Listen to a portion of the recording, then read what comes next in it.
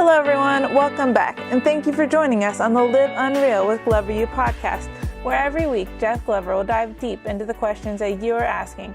He understands the challenges you are facing on a day-to-day basis because he still works every day on the front lines of real estate, with him and his team closing over 1,000 homes per year. On this episode, we will go over Step 5 in the Glover U sales system, developing solid sales skills. In this step, Jeff teaches you the rules of selling and how to master your real estate business. Now, let's hear from Jeff Glover on Step 5 in the 20 steps of the Glover U sales system. Gosh, I love this one. Developing solid sales skills.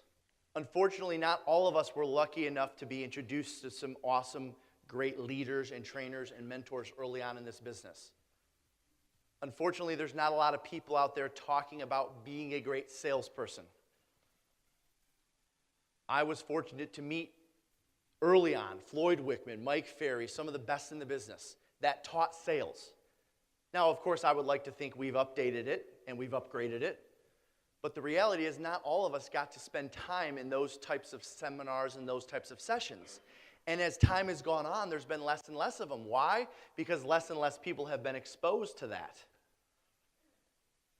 And I am committed to continuing the mission of making sure that everyone that's affiliated with what we're doing that comes to our events walks away a day or two later with better sales skills than they had when they started.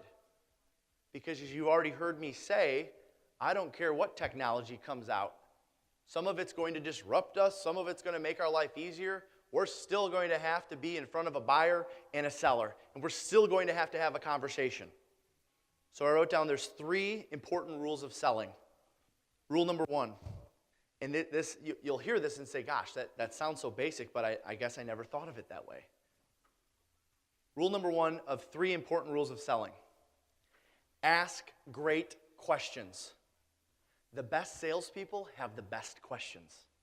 The average salespeople, which is most of our industry, have the best talk. They talk features and benefits and talk, why we're the best and we're this, we're that, how I'm going to help you. That's not sales. Sales is asking a question when you already know what your 3rd question is going to be, your 4th question, your 5th question. That's sales. Our presentation should always be questions-based. Question and answer. We control it. We ask the question. Listening to their answer. And oh, by the way, which is step 2, actually listen to their answers. Which I know you're thinking, gosh, that's pretty basic. Well, let me ask you a question. How often do you meet someone for the first time and within a matter of seconds you forget their name? Has that ever happened to you? Yes. That's because we're not listening to them introduce themselves. We're thinking about how we're going to introduce ourselves to them. So we actually have to consciously listen to the answers. I wrote down, listen twice as much as we talk. The biggest mistake we make is we show up to appointments and talk non-stop. Yeah, but I'm bubbly and I smile and I'm enthusiastic. Isn't that what I'm supposed to do? Yeah, if you want to be better than average. But not if you want to be a top producer, because a top producer knows that the client does the majority of the talking. A top producer knows that if I do the most talking, that I'm going to lose the sale. Point number 3, rules of selling. Ask a deeper question based on their answer. I see this all the time when developing our people into great salespeople. Where are you moving to? Oh, Florida. All right, Florida, that's exciting. How soon did you want to be there? Right, that's the script. Okay, no, I want to know Florida. Why did you choose Florida? Well, it's 10 degrees below zero in Battle Creek. Right? Okay, where at in Florida? Who do you know in Florida? Do you have a place in Florida already? I'm not sounding scripted by just saying, oh, Florida, great. When do you want to be there? I'm asking a deeper question based on the answer they give, which is the job of a great salesperson. I call it going 3 deep. Try to go 3 deep with every question in your next sales situation. And by the way, you have to be consciously aware of this. The example I just gave, Florida, awesome. What takes you there? There's one. Well, we're ready to retire and we're done with these cold winters. Perfect. Where do you want to retire to? There's question 2, based off of the first question. Well, we were thinking Fort Lauderdale. Oh, Fort Lauderdale's great. Do you already have a place there? How did you happen to pick Fort Lauderdale? Who do you know down there? A great salesperson asks deeper questions, which continues to increase the level of rapport, which helps you get more contracts signed. A couple thoughts on developing strong sales skills. There's a direct correlation, I wrote down, there's a direct correlation between how much you're willing to practice and the results you will achieve in this business. There is a direct correlation between how much you're willing to practice and the results you will achieve in this business. The more you practice, the more you sell. The less you practice, the less you sell. If somebody came to me today and said, if there was one thing you could recommend, all right, Jeff, I have a goal to go from 100 transactions to 200. What's one thing that my team and I can do to get there? Practice good sales skills. That'll solve half your problem right there. Become a great salesperson.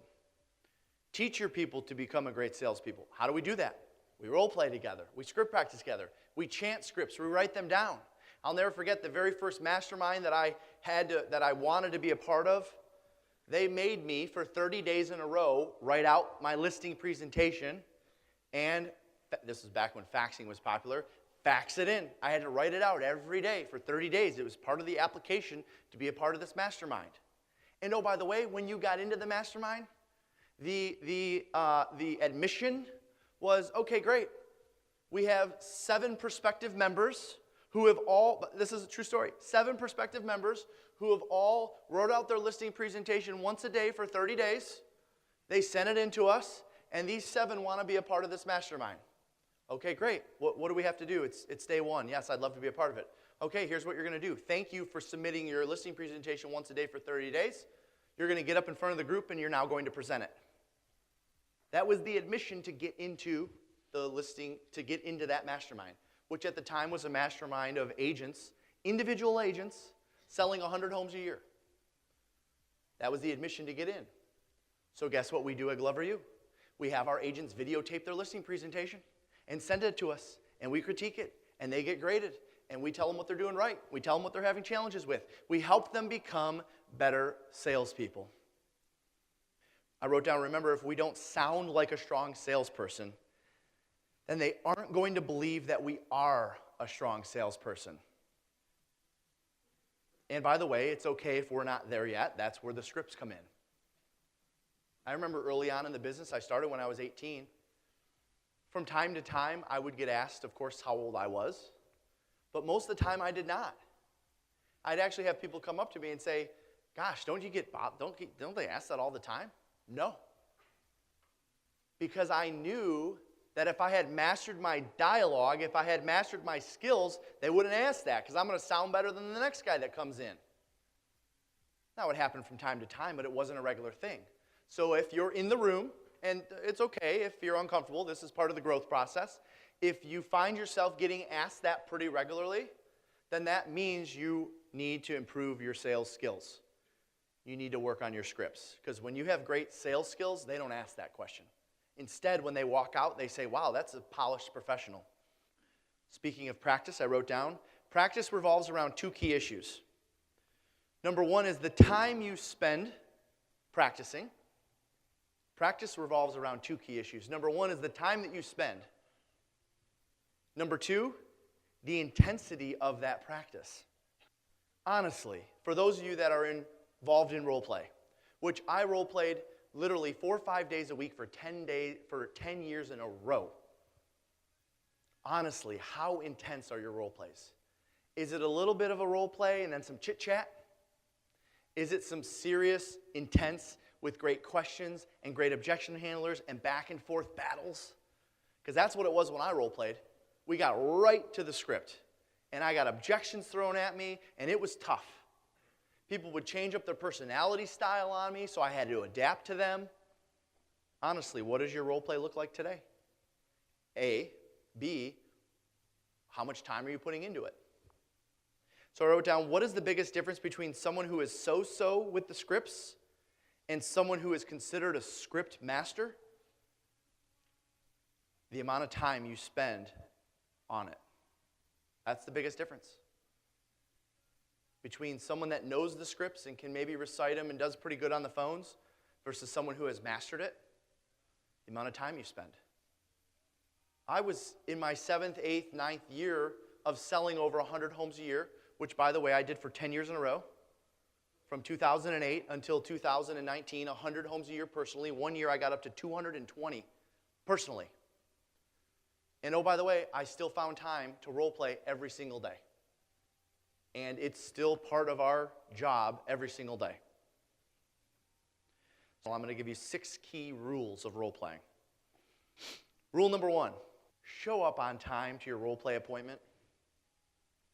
I mean, honestly, we work with so many clients that tell us, hey, I appreciate you making the suggestion to go get a role play partner, and we role played a couple times, and then I never heard from them again. Don't be that role play partner.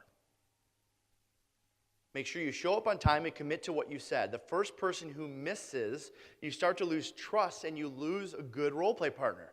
So show up just like you would any other appointment. It has to be a set day and time. It can't be like, hey, when do you want to do it this week? For me, it was 7:15. Why? Because I knew I had to be in the car in order to get there by 7:30 so I didn't have a check cashed. So it was solid, 7:15, 7:15, 7:15. Next, I wrote down rule number 2 on role playing. Eliminate all the small talk, all the negativity, all the complaining. We're not talking about what's going on with that closing or that deal or the appointment you went on yesterday. Just go right into the script. Ring, ring. Hi, this is Jeff Glover calling from Keller Williams. I'm sure you're aware your home's no longer listed for sale, and I was just calling. Right into it, just like I'm calling a prospect. Number 3, I wrote down, stay on the scripts and hold your partner accountable to doing so. Stay on the scripts and hold your partner accountable to doing so. It's important that we practice the scripts as written, but that doesn't mean they're going to come out in your presentation as written. If you're loose with your practice, you're going to be really loose with the presentation. Professional football teams practice 50, 60, 70 hours a week for that 1-hour game. And oh, by the way, they might accomplish 60 or 70% of what they set out to do. They run the plays over and over and over, textbook plays over and over and over, and then it only works 30, 40, 50% of the time out on the field. It's the same thing with the scripts. Number 4, make the role play as real as possible. So use real objections. Choose the things that consumers are saying right now. Not what they used to say, what they're saying right now. Make it as real as can be. Make it a real call, a real presentation. Number 5, be brutally honest with one another. We be brutally honest with one another, but always use the sandwich effect. We have this term that we use often, the sandwich effect. Okay? You're sandwiching a criticism. You compliment, criticize, compliment. That's the best way to help someone, to coach someone, to help improve someone. Sandwich effect. Compliment, hey, your energy and enthusiasm, I don't know what you drank this morning, but your energy and your enthusiasm on this call was awesome. The challenge is that you never actually closed me for an appointment. You forgot to do that. But ultimately, I gave it to you anyways because your sales skills and your energy was so good. Right? Sandwich the criticism between 2 compliments. And finally, number 6, last but not least, when role-playing, eliminate your ego. Eliminate the ego. We have to get rid of the idea that we've become too good. I'll never forget one of the first times I was at a mastermind after I joined KW. And I was meeting with some agents for the first time. You know, I was kind of new to the company. And I was talking to them about what they do for business and how they get business and so forth. And I remember making a suggestion. Maybe wasn't my place to say. I remember making a suggestion. Have you ever thought about prospecting in addition to that? Oh, no, we don't, we're good with that. Or, oh, I'm not really a salesperson. Okay. Have you thought about what your business would look like if you and everyone that's working with you became a strong salesperson? No. This is what we're doing is just working fine. All right, that's an example of a lot of agents that we meet and work with say, well, hey, I got this thing figured out. I got a good marketing strategy. I know my numbers. I know my market stats. I can educate well. What if you were just slightly a little bit better salesperson? Would it help your conversion rates at all? Would you maybe save money because you don't have to spend as much money to generate so many leads because your conversion rate increases? Get that ego out of the way. Thank you for taking your time to join Jeff today on the Live Unreal with Glover U podcast. To take the real estate self-assessment that begins the Glover U sales system and have a member of Glover U get on a call with you to create an action plan to improve your score, go to www.gloveru.com/self. If you enjoyed this episode, please subscribe. Search for Live Unreal with Glover U on iTunes or Podbean and subscribe today. Until next time, remember, there is a direct correlation between how much you are willing to practice and the results you will achieve in this business.